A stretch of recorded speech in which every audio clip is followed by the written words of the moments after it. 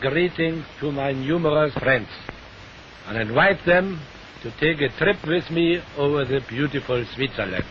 Takes you for an air ride over the Swiss Alps in the Graf Zeppelin. These are the first sound pictures made on board this giant of the skies. After a bell signal from the commander, the motors are started and we're off.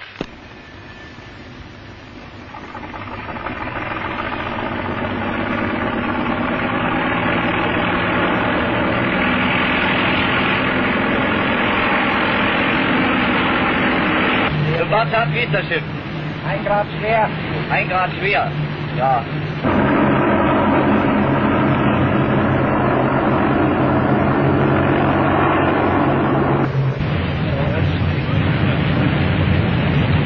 You are witnessing a flight of the Graf Zeppelin in the Swiss mountains. I'm telling a story. And the mountains which you see just now passing by are the Kurfürst, chain of mountains near the Sentis.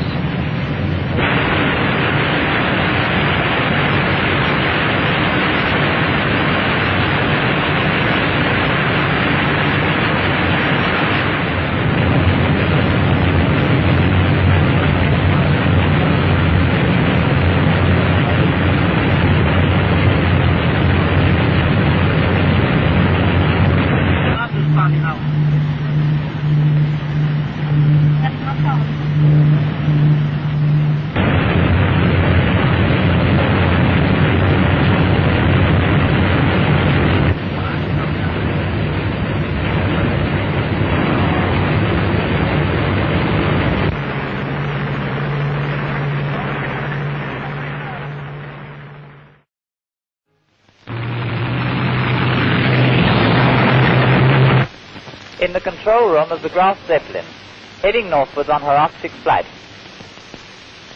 Dr. Eckener, the commander of the airship, is occupying his favorite seat.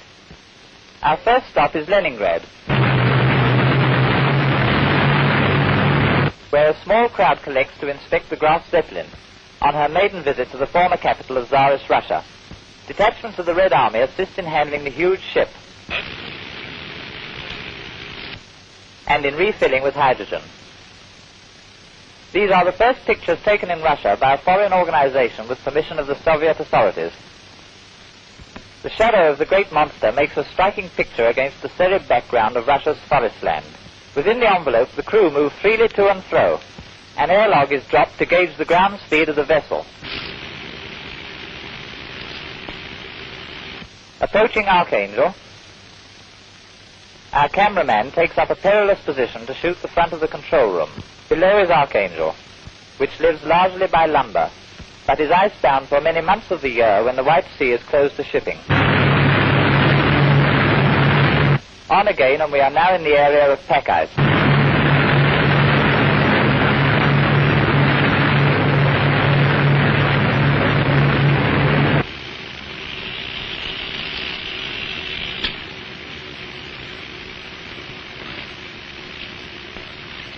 Within the gondola, we begin to feel the cold.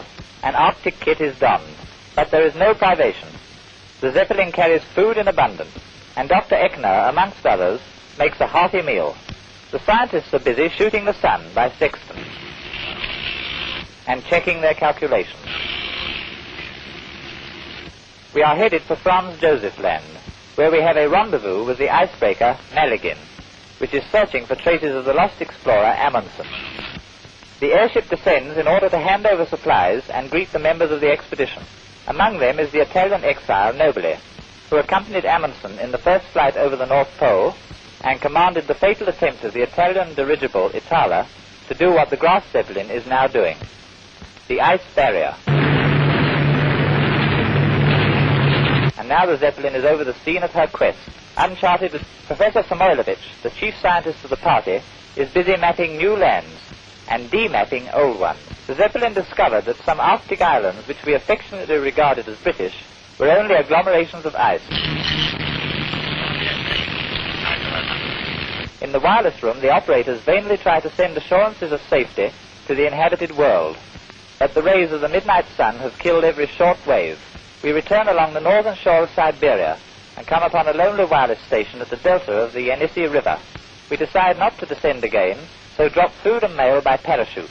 There are only 6 men and no women in this last outpost of the Soviet Republic on the fringes of the Arctic Circle. And so, the task accomplished, back to Archangel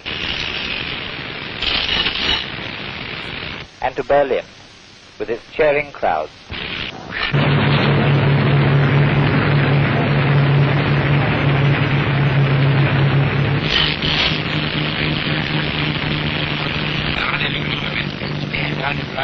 Ladies and gentlemen, I believe our flight was very successful. The airship has proved herself as a very suitable instrument for the exploration of the Arctic.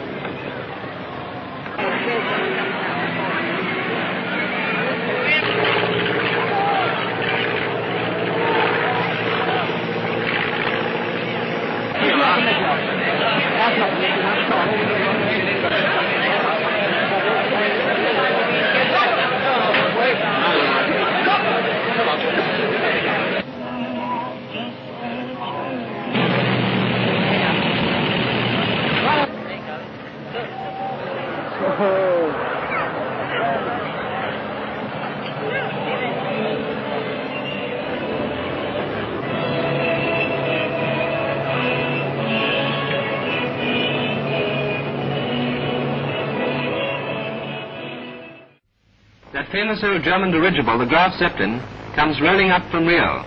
She stops at Miami on her way from the Argentine, a hop of over 4,000 miles. This is her 4th flight to America, and she has flown 275,000 miles all over the globe. So she knows her way about, and she certainly knows how to land. Her veteran commander, Dr. Eckner, comes down the ladder and is greeted by Florida officials. Dr. Eckner piloted the Graf Zeppelin round the world in 1929 and has successfully flown 17,000 persons on more than 250 flights.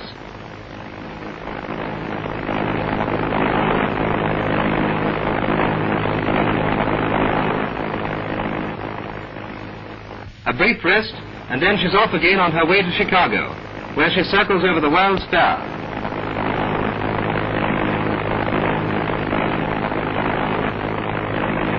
She takes a look at the sky ride and on over the planetarium. Finally, after a complete survey of the exhibition, the giant airship lands again, once more with the utmost ease and grace. The Graf Zeppelin, whose successful flights all over the globe have made her the most famous dirigible in the world, is showing herself up and down the length and breadth of Germany. At the Tempelhof Aerodrome, Berlin, an enthusiastic reception by the vast crowd is assured. Under the present regime, she is of course sporting the swastika. As she leaves the ground, a glider fastened beneath the giant airship is released and expresses the joyful sentiments of the occasion by a loop.